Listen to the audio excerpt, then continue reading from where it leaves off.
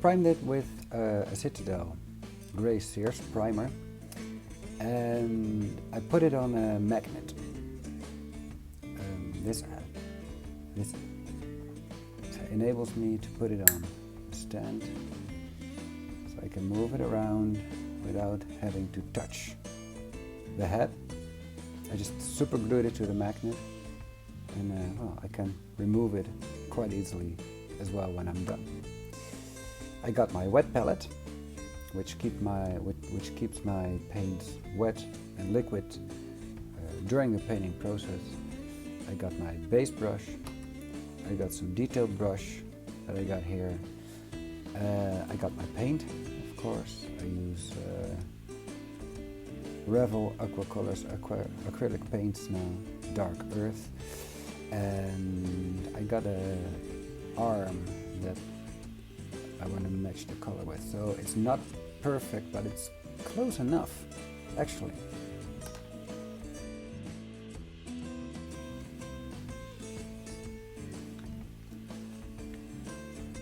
I like this color a lot for African American skin.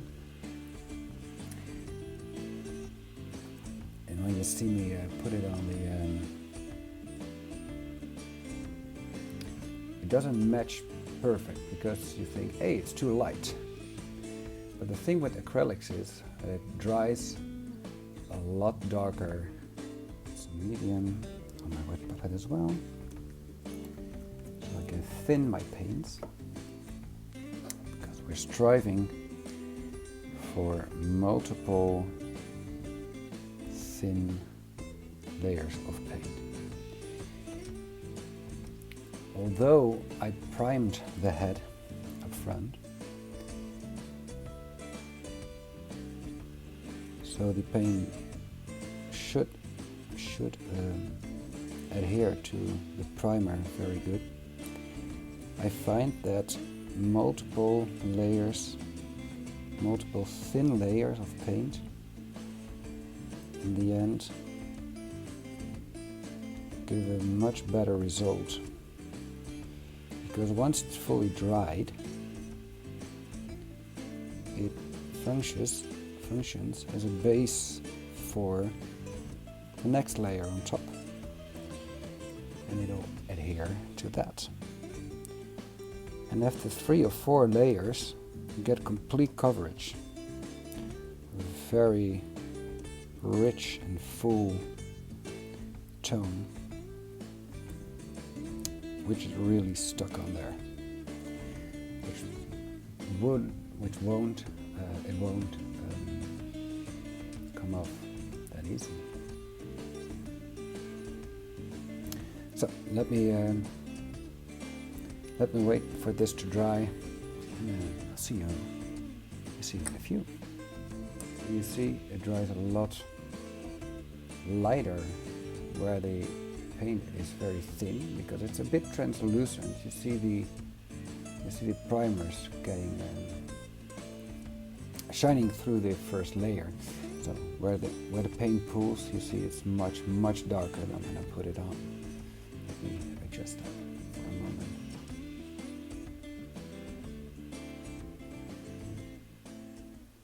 So you see here much up close and personal.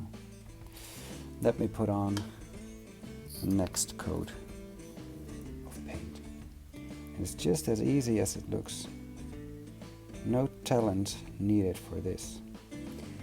And since I use very thinned down paint, see the consistency, it's not the consistency of water.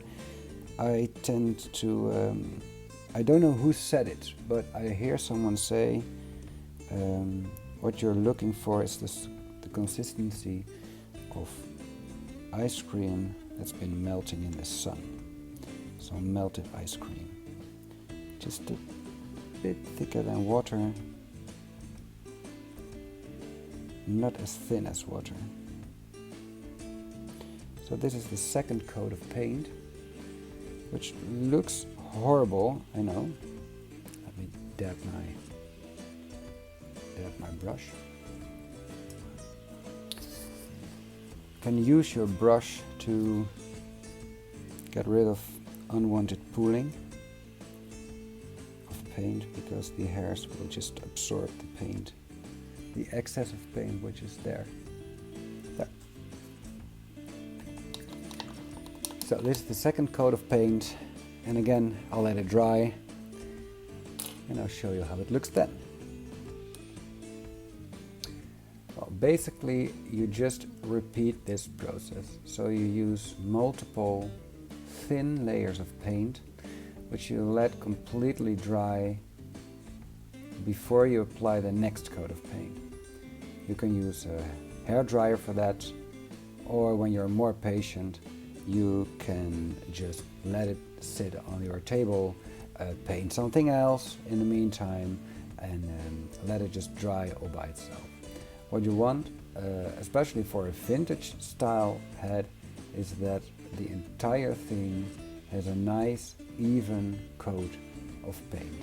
So no highlights, no shades or whatever, just an even coat of paint, which is all the same color.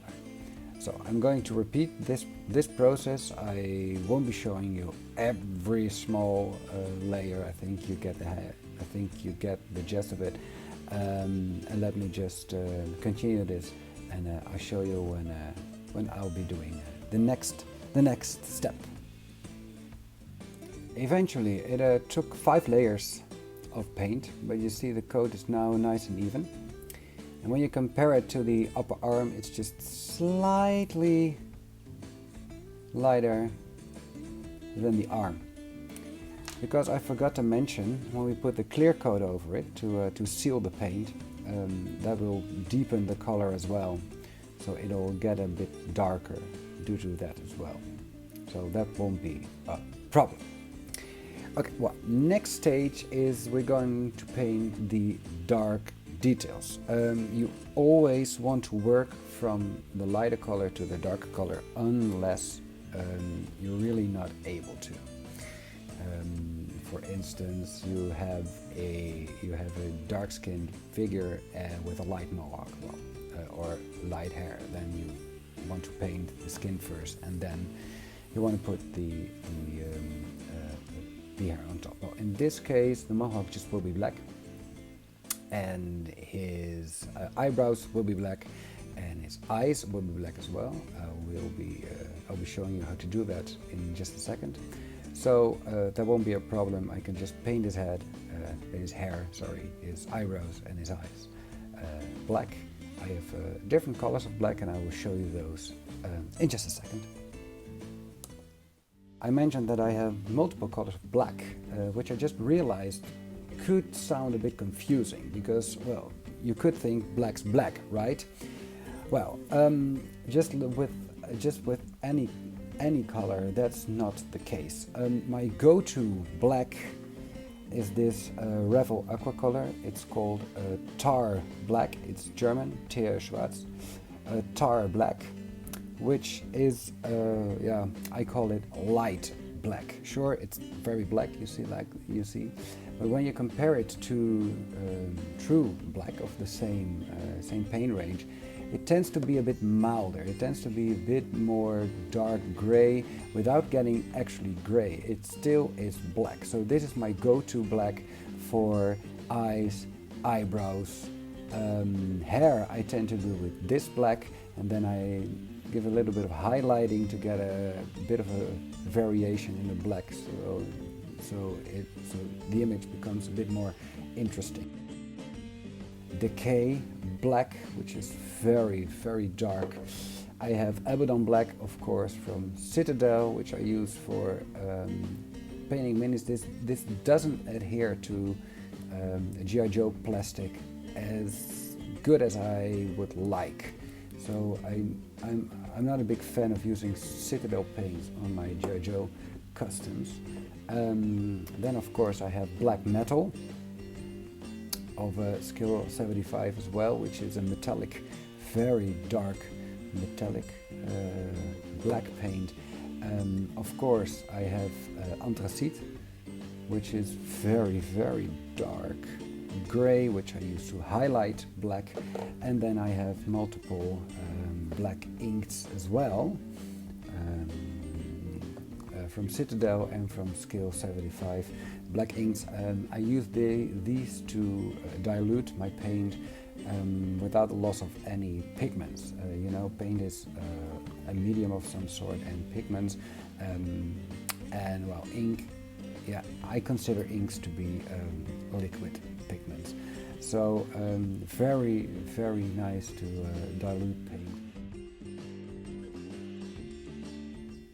Take a bit of medium, dilute it just a bit, it's diluted enough. And then we just start painting.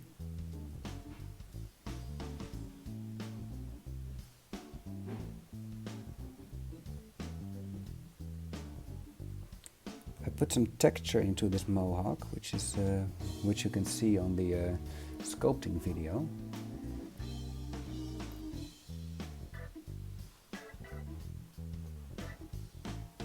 So I really have to get the paint in there. In order to get full coverage, I really have to make sure that all the little creases and crevices and dimples that I made are filled with paint.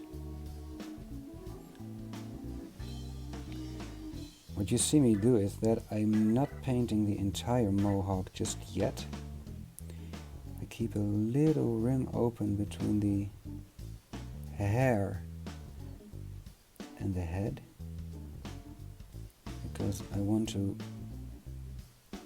make sure that I get as well, preferably no black at all on the skin, because the less I spill, the less I have to touch up again. I really want full control of where my paint is going.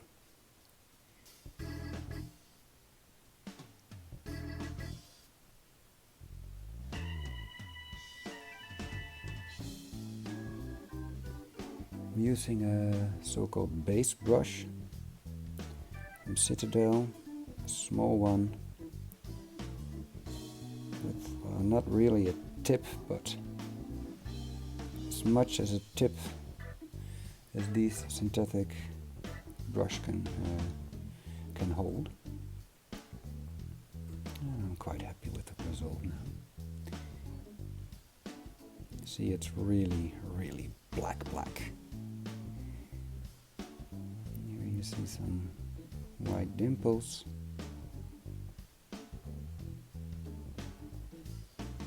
And I'm just gonna let this dry, and I'll show you how it looks in just a second.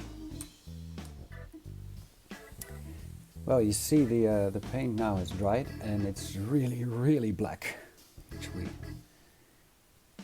we want. I take my fine-tipped brush, and I load it up with some paint, and I'm just going to use it to trace the small rim that I didn't paint yet. And I'm very careful not to touch the skin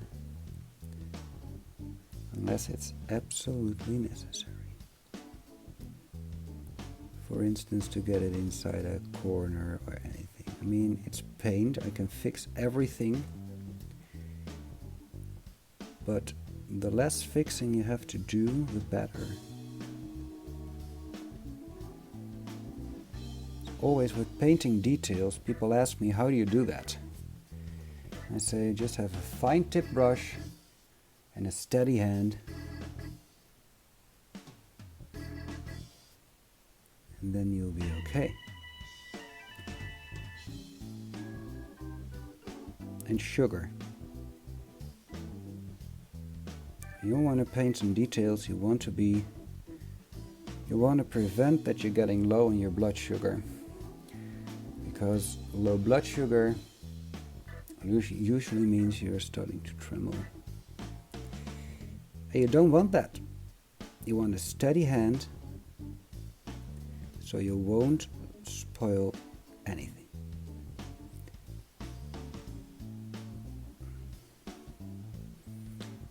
Just a little bit here. And there you have it. Nice mohawk. I don't have to do a lot of touching up here. I spilled something which I'll be touching up, and I'll be show you how it looks in a second. At the moment I press my play button, my dog starts to bark, so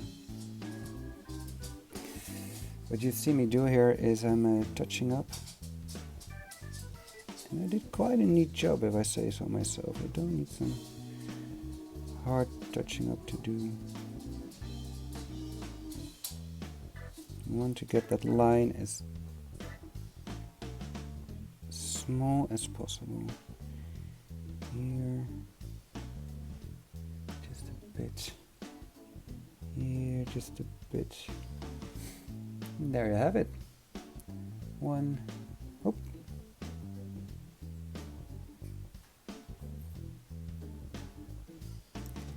One neatly painted mohawk,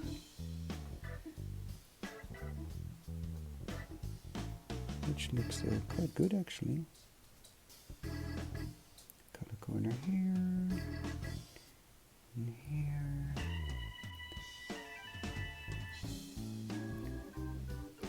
It is possible you have to repeat that because, well, this paint is lighter, of course, in color than the black. So to really mask all this black that you spilled. Oh, probably not. No. Now I'm gonna show you how to paint the eyes. The eyes, the eyes. Many a painter will waking up in the middle of the night screaming, thinking about how to paint the eyes. All you need isn't a small brush. You just need a brush with a small tip. Preferably with a bit of a belly, because those tend to hold paint. So if you take too small of a brush, the paint will have dried before you would be able to paint the eye. And I hear you say, Yuri, that's not neat at all. Why, you spilled it all over his eyelids. Yep, that's my trick. And I'll show you why in just a second. The most important part is that you get the rim that you want to be black. Black. And the rest you can forget or you can fix later. Just make a small pupil in the middle.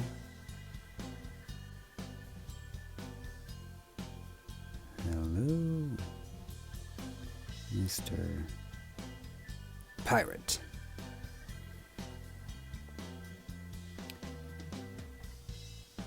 But now I hear you think, wow,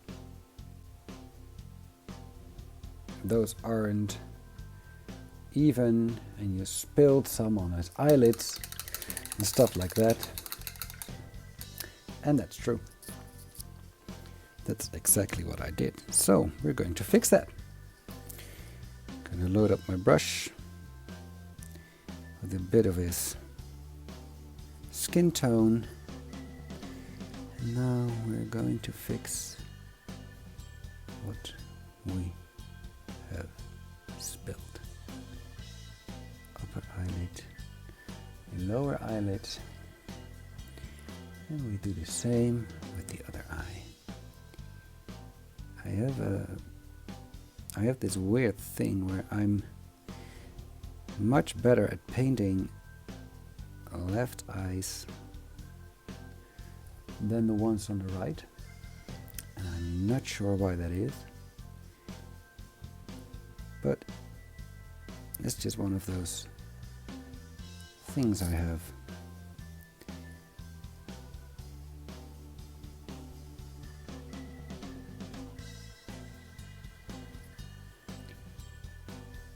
Not perfect yet, but by just repeating this process, I will get there. I like the eye on this side a bit better. I'm trying to get the other eye as well, but it's a bit hard. Looks like he is. Looks like he's squinting a bit, isn't he? Well, that's okay. You can squint all you like. I will get you those dreamy eyes you've always wanted. And then we go back to the black. Because I have a little bit of touching up to do here. Just the tip of my brush. Just a tip. Never trust anyone who says just a tip, by the way. It's never just the tip.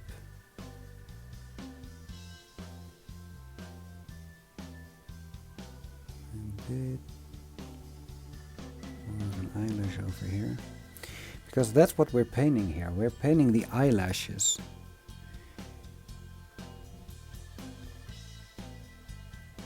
At least that's how I see them.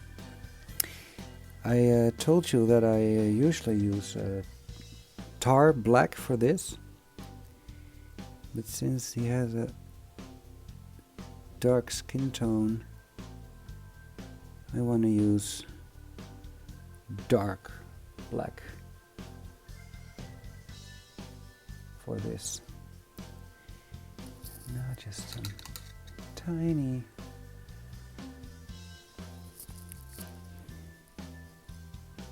touching up to do here and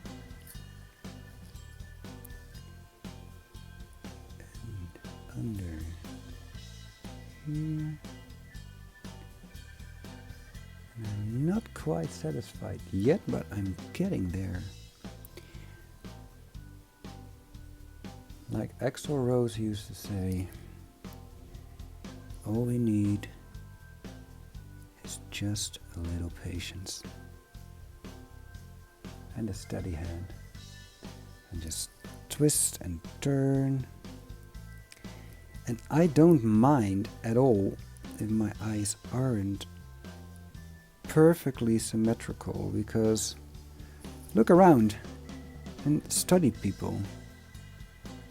No one's eyes are perfectly symmetrical. When I'm making customs for my own, I used to, I tend to give them some white of the eye as well.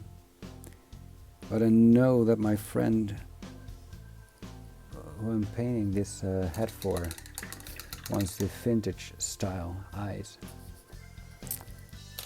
which are done. I think if I'll do anything about it, I'll just make it worse instead of better. And I think they look good, so I'll just keep them this way.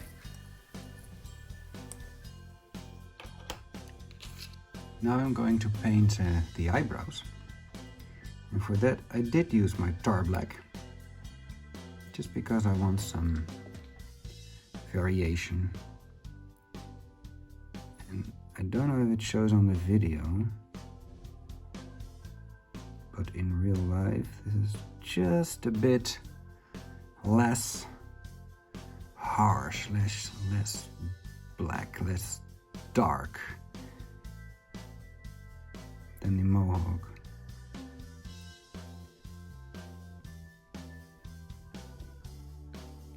Really have to learn where my focus is while I'm painting. You do notice I didn't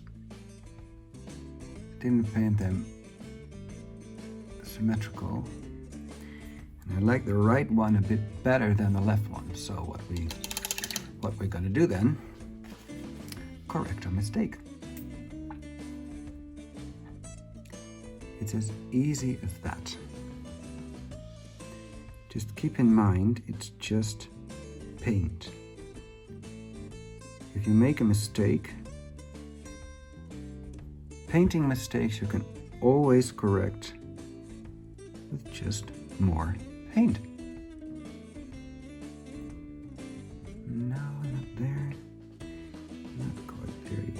I'm not looking at the black per se, the black part. I'm looking at the shape of the eyebrows. They tend to be more symmetrical now. Now all I have to do again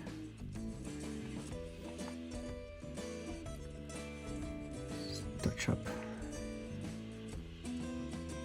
upper part here.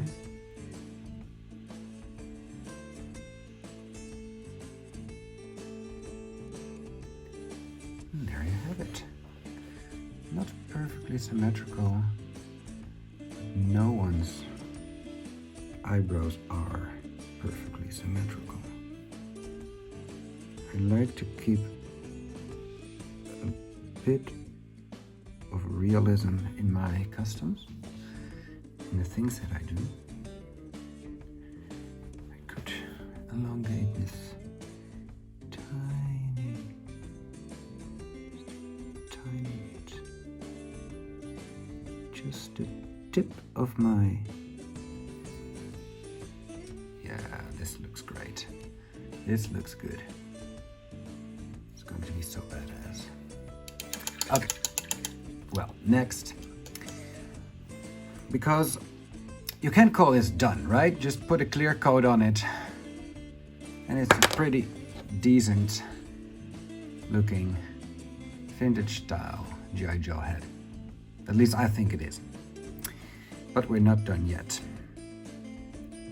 What I want to give him is some face paint, because, well, like his name says, he's a pirate. And the picture I based this on was very ambiguous. It wasn't a very clear picture, but the picture did show some face paint on it. And my buddy said, well, I would like him to have a hand print on his face. And it was up to me to determine what that meant. Well, I did paint a handprint before on my shadow tracker. That was in the middle of his face, just this big white handprint, bam, in the middle of his face. But I think a bit more asymmetrical here. I think I'm leaning towards just a handprint on the side of his face, left side or the right side. I have to check the picture he sent me in order to determine. Sorry, that's me holding a brush in my mouth, which isn't that productive while you're trying to speak. Well, here's what we're gonna do. So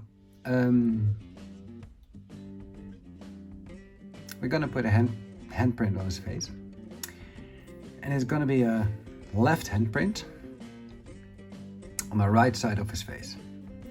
So something like this. That would be great. So that's what I'm gonna do. I'm going to check how big it is. Well, it is pretty much half of his face. 1/3. It would be cool if he could be watching through the hole between his thumb and the pointy finger. To use my go-to white, which actually isn't white at all. As you see, it's hellgrau, which is German. I'm Dutch.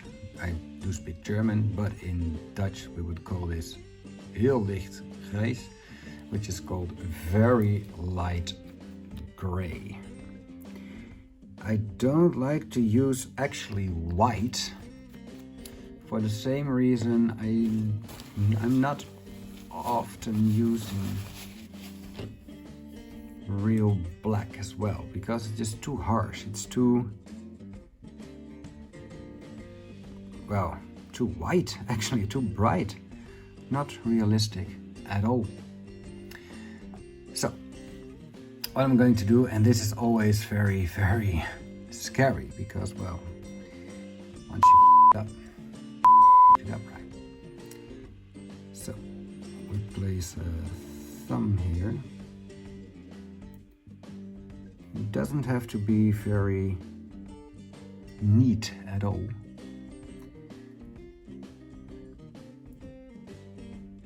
Because, well, it's war paint, you know what I mean? It's going to be the rest of the thumb here. And then I guess we'll put his hand right about there. The bottom of his hand wouldn't actually touch the upper lip, or the piece between the nose and the lip, because it wouldn't touch there. But what would touch is of course the palm of his hand. The palm of his hand would be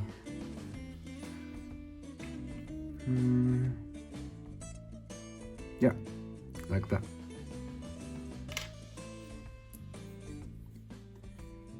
Palm of his hand would be something like this. I think he would close his eyes.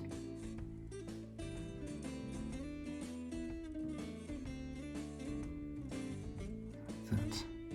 And then you have a pinky, of course. Let me first do the index finger, because the index finger would be right about here. Yeah. And the middle finger would be about here. And again, it doesn't have to be very neat. It's war paint. He would do this himself, right?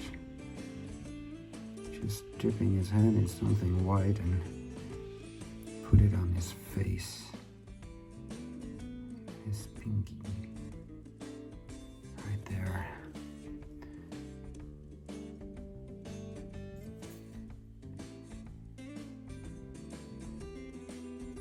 Perhaps if I put a bit more here, it would resemble a hand more.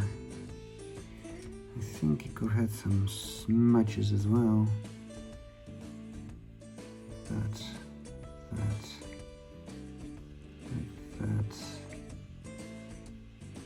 So a bit dirty. Yeah. No, I don't really like the thumb, but I think that's just because, well, the nose is in the way, isn't it? Wouldn't be very neat to begin with. But if we take the hand, yeah, it's kind of okay.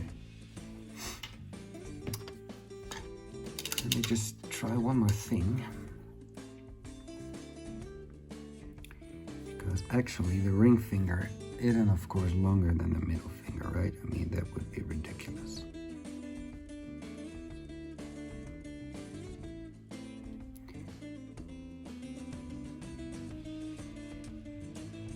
And because I use a lighter color for the handprint than the Yes, this is much better.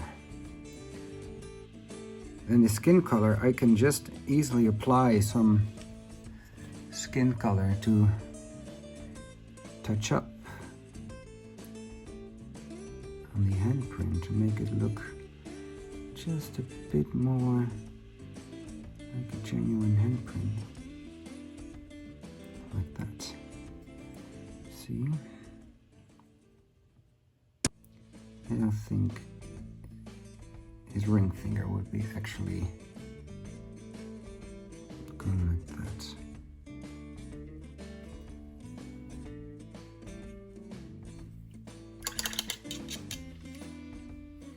Can't find my paper towel, so I'm just licking. That's what we do, we painters, we lick brushes a lot. That's so, look at that. Oh, that's the smudgy handprint right there for you. I could do some more war paint, but I think the simpler it is, the better. Could do a bit, it's a bit weathered, like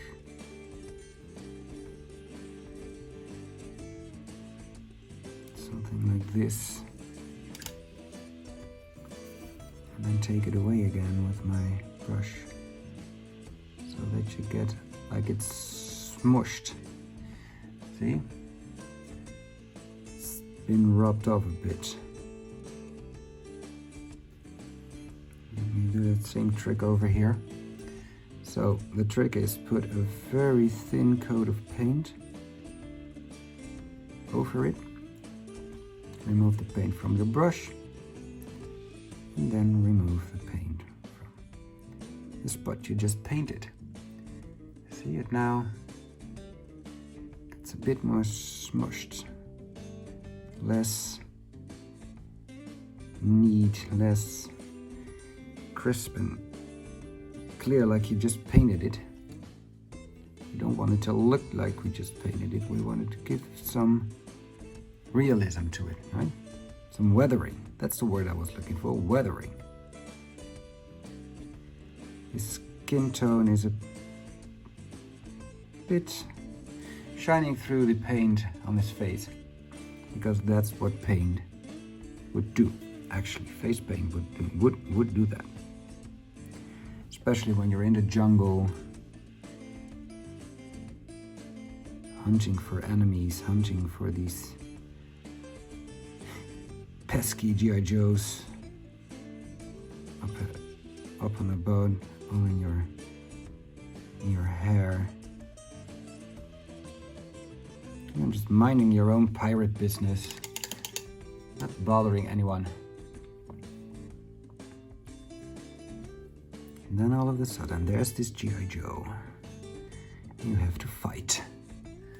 They start getting a bit sweaty, of course. Well, of course, then all your face paint is getting smushed, right? And it shines through your eyebrows a bit. Here, there. Look. Now we added some more realism to the handprint, the face paint, the war paint. He applied himself to his face. I like it. I like where this is going. And again, just take your time. I mean, it's supposed to be relaxing, right? For me, painting is all about the relaxation of it. Adding some few more dots to connect the dots. For me, painting is all about relaxation, all about relaxing, getting my mind off things. And there you have it. One epic pirate face with a smushed handprint on his face. Yeah, I like it. I like it a lot. Cool. Well, now I'm going to let this dry, and next step is applying the clear coat to seal this paint job so that it goes nowhere, and once this head gets a body, then it stays on. Oh, this is epic.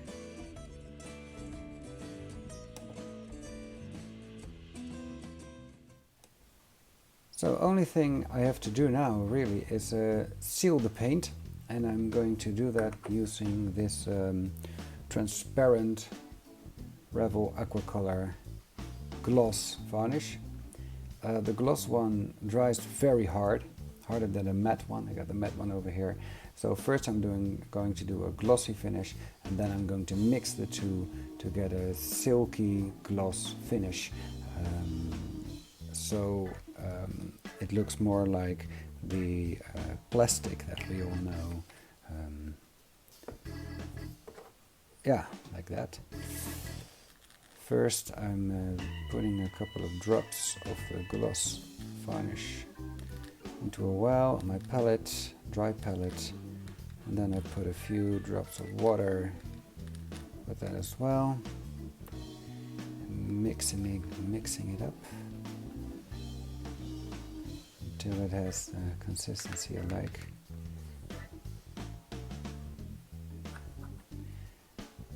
This couldn't be easier. Never mind anything, no details you have to worry about. Just slap it on. And it's going to be glossy. The glossy varnish also has the also makes the colors a lot darker and deeper. So the skin tone will be a lot darker. His mohawk will be darker. His eyes will be more pronounced against the background. I don't want it to pool anywhere. And this is why I diluted it just a bit. If I just put it on straight out of the pot, you will get all these brush marks on it, which is something that you don't want. You just want it to be clear and clean, nice, clean, even coat, no stripes, no brush marks whatsoever. Just seal the paint. That's what you want to do. So, on the off chance that something rubs against it, the paint isn't rubbing, but the varnish is. Or the varnish is so hard that people can rub all they like, it won't do a thing. You see, it's very glossy. So we have to let it dry for a moment. And when it's all dry, I'll come back to you. So, as you can see, the varnish is now completely dry, but it looks like he is sweating a lot. And this is all just a matter of taste. I mean, there are people that do dig this glossy finish because it looks very, very plasticky. I like a bit less shine than this, because as I said, it looks like he's sweating. He's all wet. I don't like that. So, to create a less wet look, I take 2 drops of matte varnish, and I take 1 drop of gloss varnish. And when I mix those together, for me it's the perfect balance between gloss and matte. So just a thin layer, not very, very thick. The reason I'm not drowning this one in this mixture where I drowned it in gloss varnish for the first one is because the stuff that gives it a matte finish tends to pool. For instance, on the ears or the eyes, and then it gives this whitish, layer and powdery almost, which is very, very ugly. Just a very thin layer of this satin finish. And you already see what it does because it's such a thin layer, it dries very fast. And when you see this, when you compare that shine with the shine it had at the beginning of the video, the difference is stunning. And again, not to bash anyone that likes the glossy finish, it's just not my cup of tea. I don't like my figures to look wet. I want them to look like they're made of plastic. And it still has a shine. I mean, it's not that matte. It's not like super matte, which, well, there are some brands that use this dull coat, that have this extremely dull coat. I'm not looking for that. I'm looking for this plastic look, because I'm making action figures made of plastic, of course, and I want them to resemble the vintage Hasbro shine. And while it's drying, you already see that, again, it's still a bit glossy, but it's way less glossy than it was before I put on this coat. And it's completely dry. I could do a second coat if I like. Not sure if I want to.